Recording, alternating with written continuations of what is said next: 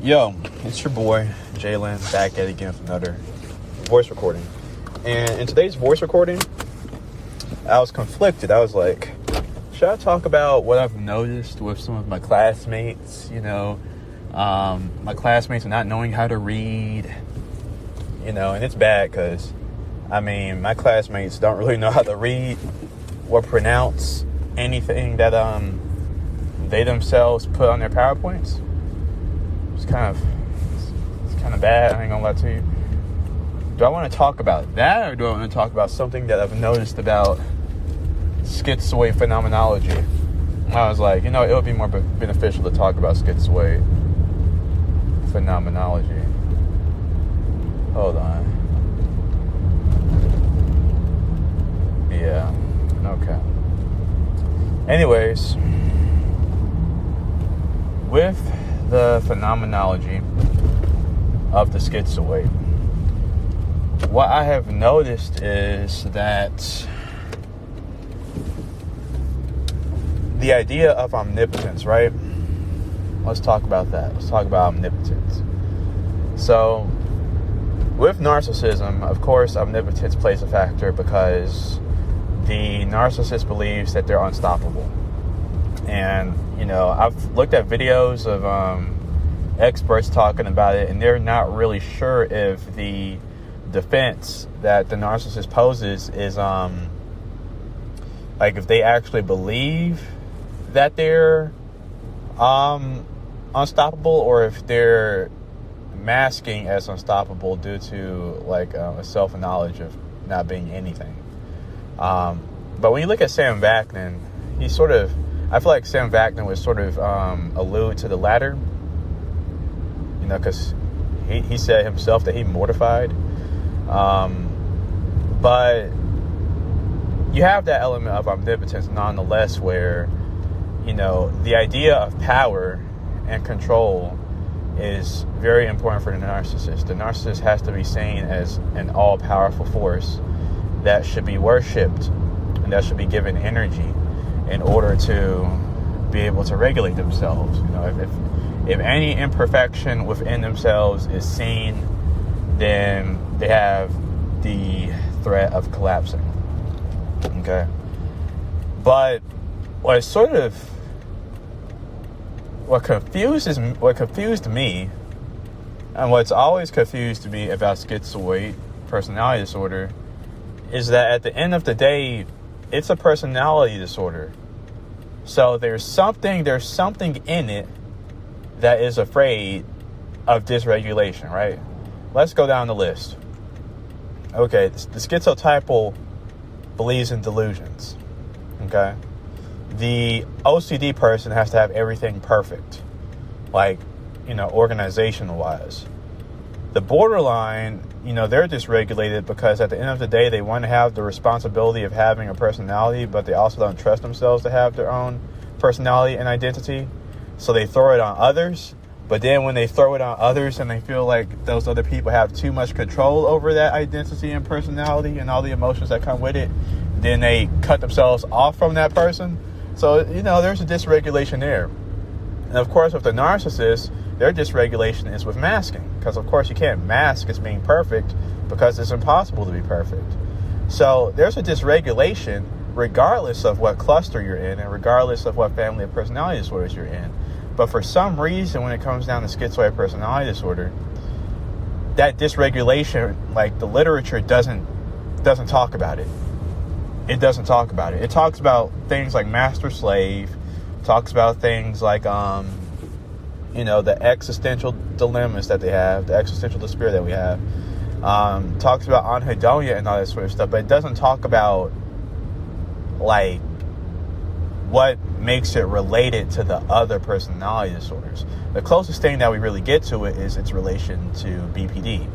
And its relation to BPD is that a lot of times the person with BPD and the person with SZPD had the exact same problems happen to them. It's just that they adapted differently.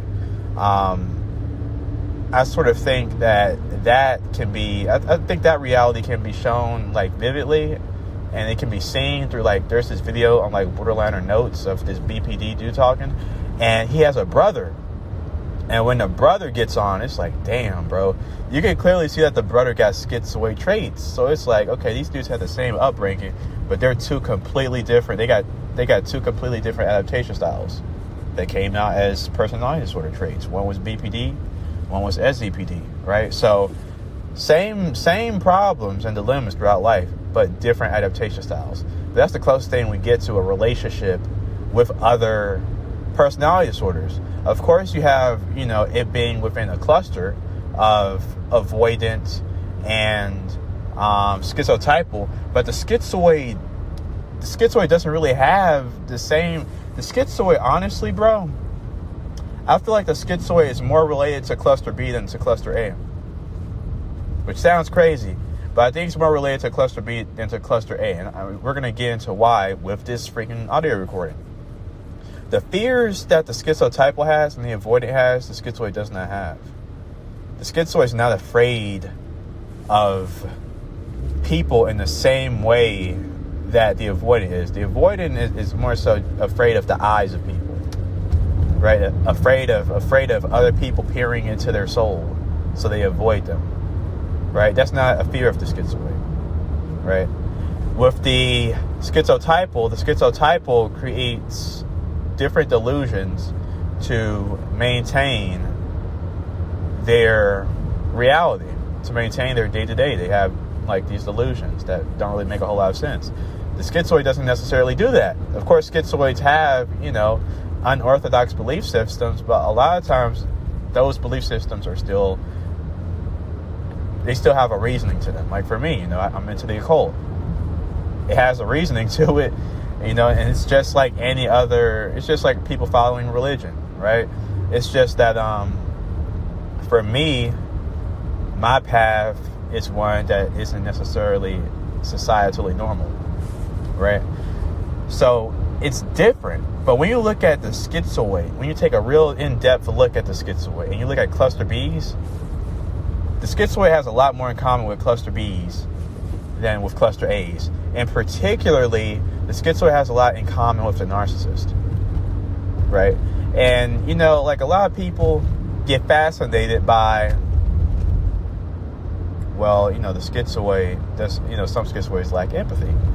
And I talked about this on my channel. But, a lot of, borderlines, like when they go into their psychopathic state, they don't really have a whole lot of empathy. They don't really care. They just what's going on internally is so powerful to where they just say, fuck everybody else. So there's like a lack of empathy for them. There's a lack of empathy for ASPD, of course. There's a lack of empathy for narcissists. So that's not really what I'm talking about. And that's not really a trait that can really crack open the case and crack open the schizoid, like one of the biggest, I think a real big problem once you start actualizing it as a schizoid. Remember when I was talking, I said that the reason why a schizoid can be looked at as a cluster B personality disorder lies in something that is shared with narcissists. And that's this. The schizoid has an idea of omnipotence that is practiced in a similar vein as the narcissist, but not the same as the narcissist, right? Remember, like I said that the borderline adapted differently than the schizoid, but they had the same whatchamacallit. They had the exact same upbringing, right? It's just that the upbringing, the trauma of not being able to trust other people made it to where, well, you know what? Like, I don't know the borderline said, okay, I don't know what's going on with who I am as a person.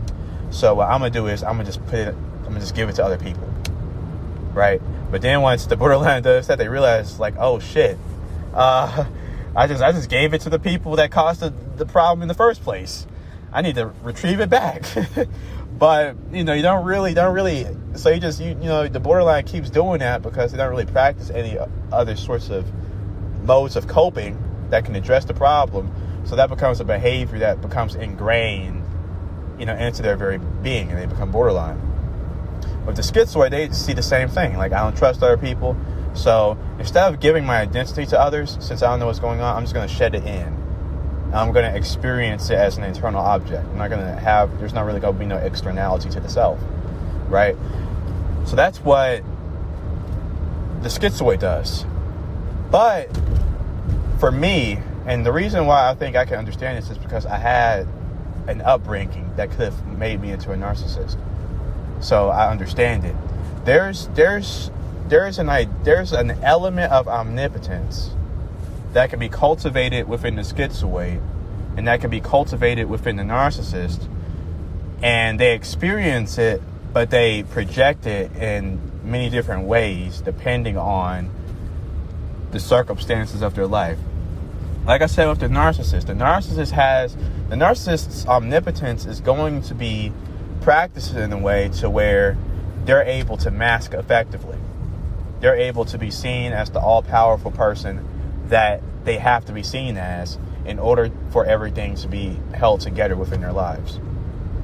The schizoid is going to have an element of omnipotence that allows for them to control their environment so their environment does not hurt them. It's going to be cultivated in a way to allow them to be as safe as they need to be. So both the schizoid and the narcissist have a grandiosity to them. They both have a grandiosity. It's just different. The grandiosity of the narcissist is centralized and localized, while the grandiosity of the schizoid is dispersed. The omnipotence of both of them, one is localized and centralized within itself, the other is dispersed. So much so to where the self follows the dispersion. So the schizoid might, see that they're all powerful and experience the self in many different areas versus, of course, the narcissist experiences the self, as a single reality being within their own being. Now, what do I mean by all of this? As a schizoid, what am I saying? I could just describe it as how I experience it.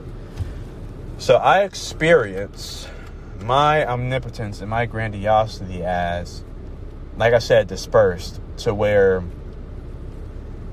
I see myself in other things. And if I don't see myself in something, then I don't really worry about it, type shit. Like, for instance, I see myself in my body. I see myself in voice recordings, all these different sorts of things. Well, of course, you got to see yourself in those things. But I see a familiarity to them. Like, I know them. Like, I know what's going to happen. And when it comes down to other people, the way that I see people, I see other people as cardboard stocks that I have studied and that I know right off the bat, right? Like, other people are not complex to me. And it's not due to me being better than them. It's due to them being a part of my world. If you're going to be a part of my world, I have to experience you as a constant. I have to experience you as a constant, pretty much. That's all I'm trying to say. Instead of trying to use all this elaborate language, let me just be simple. You have to be a constant. There can't be a whole lot of complexity. There can't be a whole lot of changing. When I wake up this morning and I go to sleep at night, you can't change all that much. Or if you do change, again, it's predictable. So other people are constants that are complex, right? So with the narcissist, the omnipotence is seen as like a chessboard game, right? He's the best chess player in the world. He acknowledges the reality of other people, but the reality of other people, is always going to be inferior. That's what the chess game is all about. But when the schizoid plays a chess game with another individual, it's damn near like it's single player. there's no multiplayer. Like with the narcissist, it's multiplayer, right? Because other people have to exist within the narcissist's world in order for him to be superior. If there's no one else in the world, then there's no hierarchy, and if there's no hierarchy, there's no need for the narcissist's adaptations, right? The schizoid does not need a hierarchy. For the schizoid, that's really the problem, is difference, is hierarchy, is otherness. So whenever they're playing chess with another person, it's like I said, it's player versus AI. The other person is experienced as something within the schizoid. Like whenever you're playing single player, you know, everything that you do in single player is not based around the AI.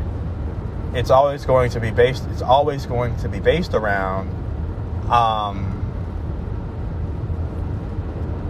be based around your own story, and making sure that you go about your own story in a way to where you don't die and you don't do all this sorts of shit. But in the process of doing that, you can have a philosophy of other people that makes it to where I can do whatever the fuck I want to other people as long as I'm okay. As long as I'm okay and I'm safe, then the means justify the ends. And that's where the grandiosity and the lack of empathy can materialize for a schizoid, bro. That's how it can really materialize for a schizoid. And I can see this like with myself where like a lot of times like a narcissist, you know, if they grew up and they were getting good grades, they were scared of, hey, if I don't get good grades, everybody's not gonna like me.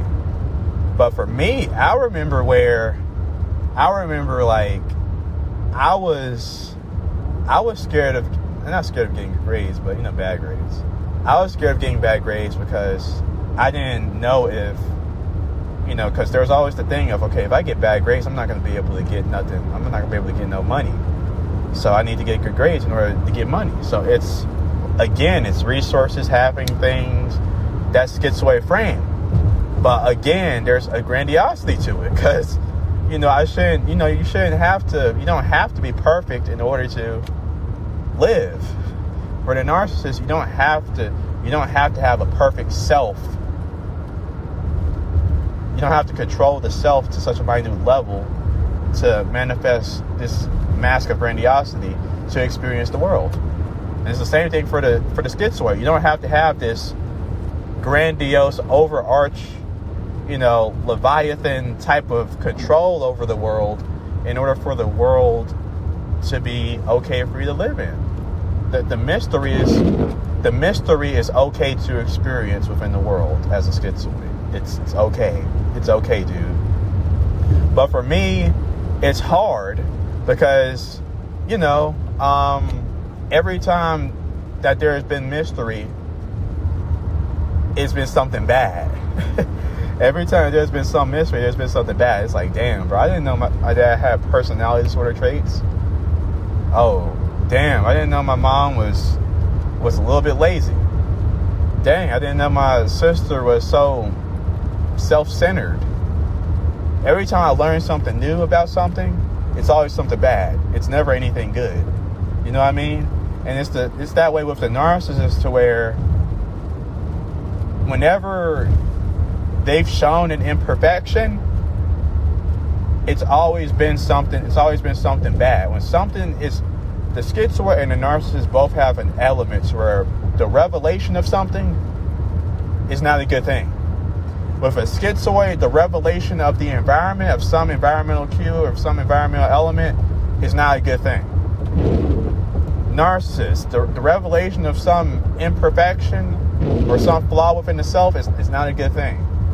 Like, that's what I'm saying. Like, the schizoid really, to keep it a buck, is way more cluster B than we realize. You know what I mean? Way more cluster B than they realize. And like, whenever, you know, with me describing this stuff, again, there's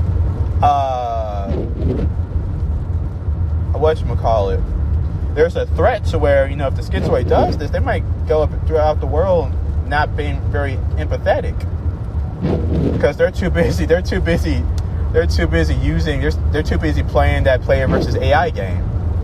If you're playing a player versus AI game, you're going to be unempathetic because there's no one else, right? Where the freaking narcissist is this Machiavellian egoist, the schizoid is a solipsist. You know, the schizoid is a solipsist. You know, and the freaking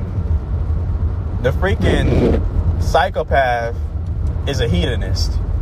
You know, and of course, like the borderlands are hedonist in their own way. But you know, they're both unempathetic. They both could be unempathetic.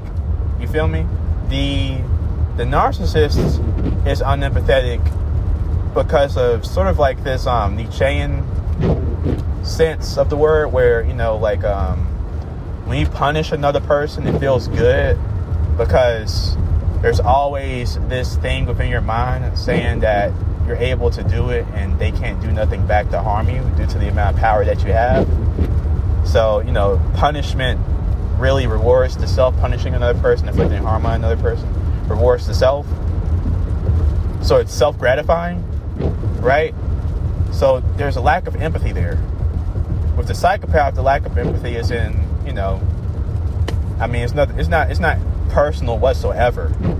It's not personal at all, because it's like, you know, I gotta get this thing and you're in the way type shit. It's not nothing personal. I don't even care about harming you. It just so happens that I have to harm you. You know, it's like a mob hitman. You know, I don't really got nothing against this motherfucker. It's just a reward on your head, and I want to get paid. I got no vendetta against you. The schizoid's lack of empathy can materialize as, like I said, the solipsist. They see you as being a part of their world.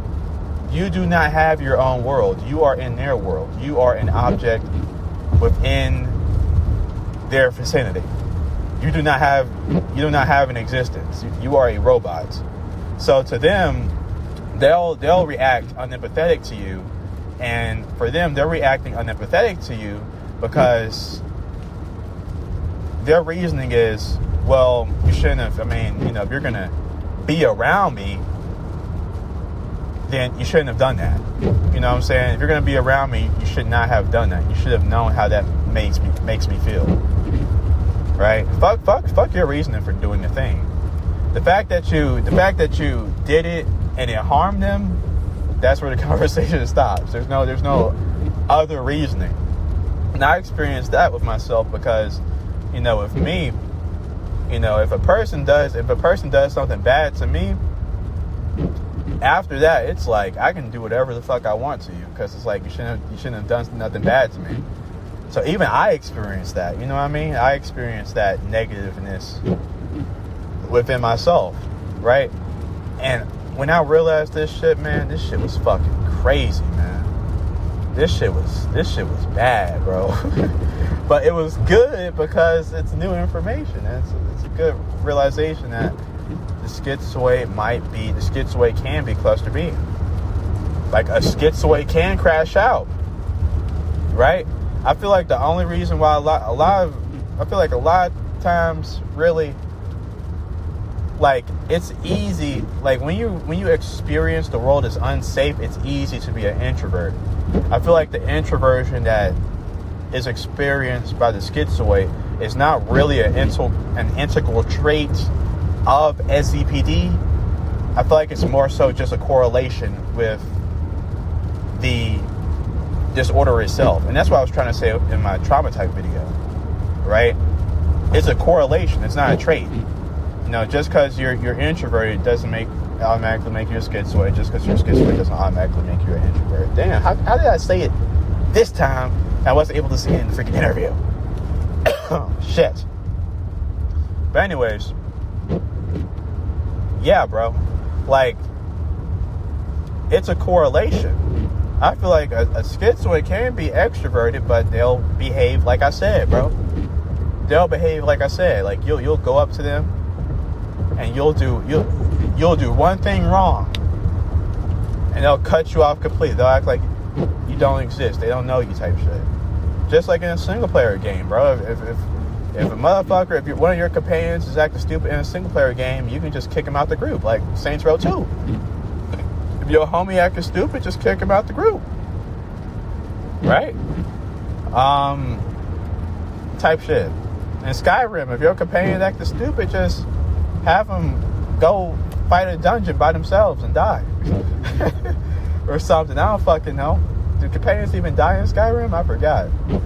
But it's solipsism, man. And the solipsism was subtle because it's more so with like in the initial stages where you're introverted as a schizoid. It's like the only thing that's real in regards to the self is what's happening within your head. But then once you sort of experience the world and you realize that you can be yourself and still inhabit things that interact with the world. Like I can be my body. I can be my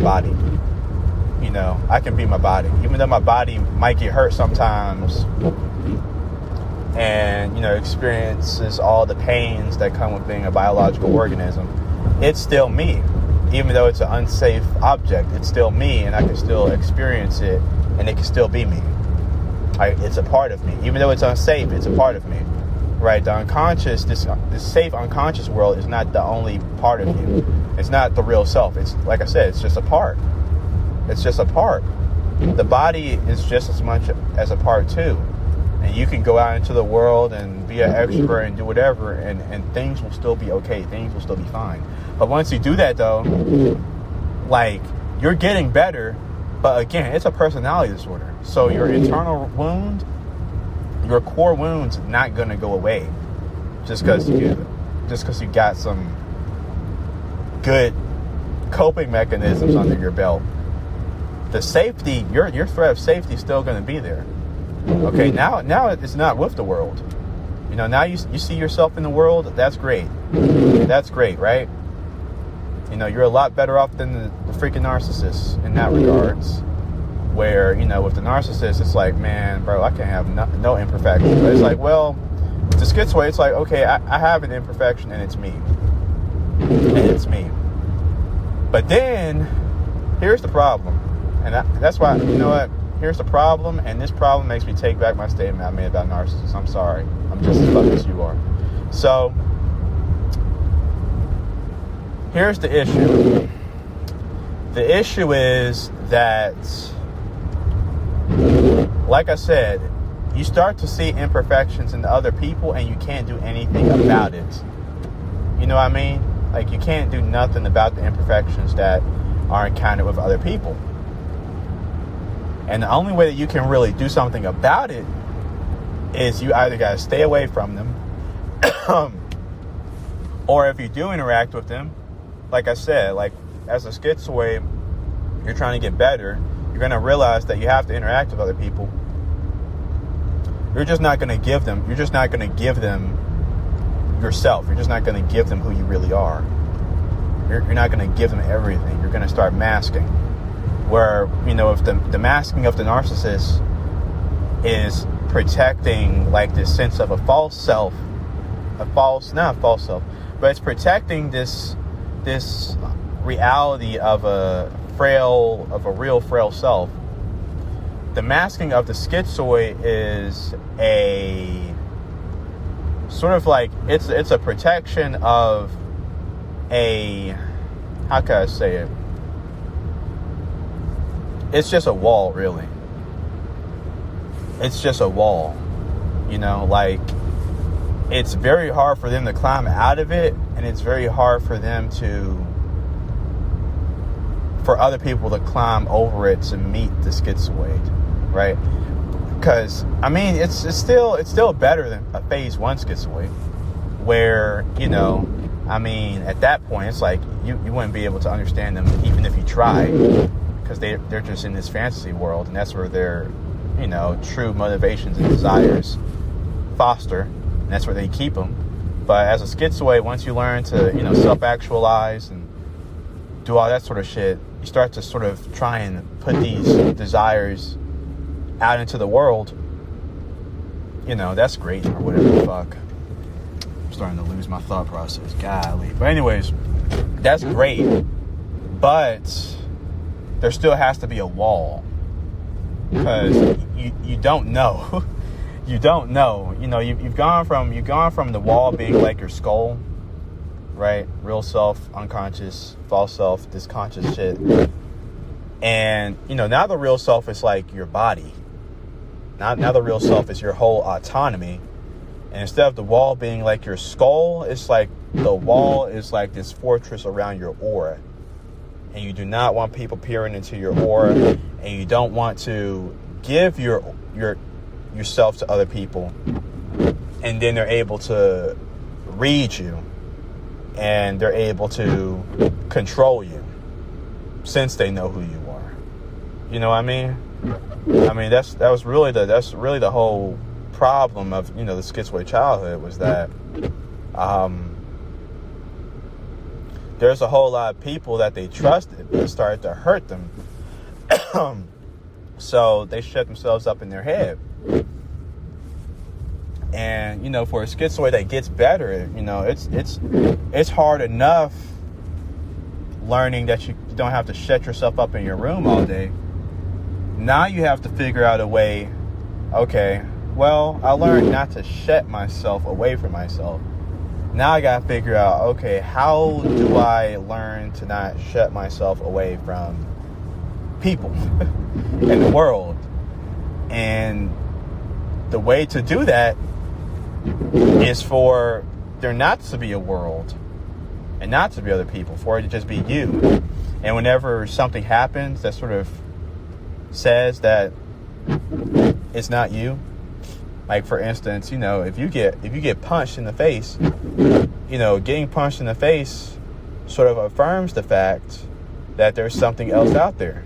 There's something else that can affect you, right? Because the punch had to come from another body. It had to come from somewhere. So that's sort of like the analogy that I'm really getting at here. Like if that wall comes down and you get punched, then you look stupid. So that wall always has to be up. Or if somebody does do something to you, then it's you doing something to you, right? So if somebody harms you, then it's not interpreted as that person is angry. It's interpreted as, damn, I should have saw that coming. There's not other people. There's not, oh, I think she's sad. It's, oh, I wonder what I did to her. I wonder how I made her sad. Or I wonder how I can make her feel better. That other person has no reality of their own. It's just you. You know what I'm saying? And that can be a curse, because you want to experience others in their fullness, but that's really a lie. You can't really experience others in their fullness.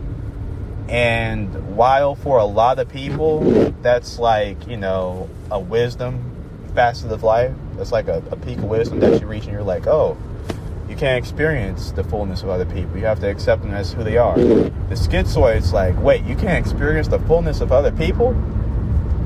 So I'm always going to have to be on eggshells around this person. Fuck that. Shit. I'm just not going to be around her ass. Or if I am around her ass, shit, I just got to be concerned with what I can do for her. Or how I see her. Or them. Or him. It being a dyadic type of shit, it can't be no dyad, bro. It has to be me. And there's that grandiosity. But again, it's with an element of, I have to be everywhere. I have to be everywhere. Like if somebody is doing something to me, or if I'm experiencing another person, I have to be within them. Pause. I have to be ingrained in their soul in a way to where they can't hide anything from me, even if they tried, type shit. So the grandiosity, is where the self is so grand to where it can even be inside of other people, to where other people can't really harm you. But with the narcissist, it's centralized to where, the narcissist doesn't really care about that. The narcissist might care about that, but, it's merely, again, self-esteem. Like, the narcissist might care about that to the extent to where, they're so cool, nobody can do shit to them type shit. But, again, the primary modus operandi is self-esteem. The primary modus operandi of the schizoid is they can't do shit to me. So, same problems, different adaptations. But anyways, this was a very great voice recording. I'm glad I did this rather than do what I've been thinking about doing. But anyways, you guys, this is Jalen signing out. I'm about to head into jail. Peace.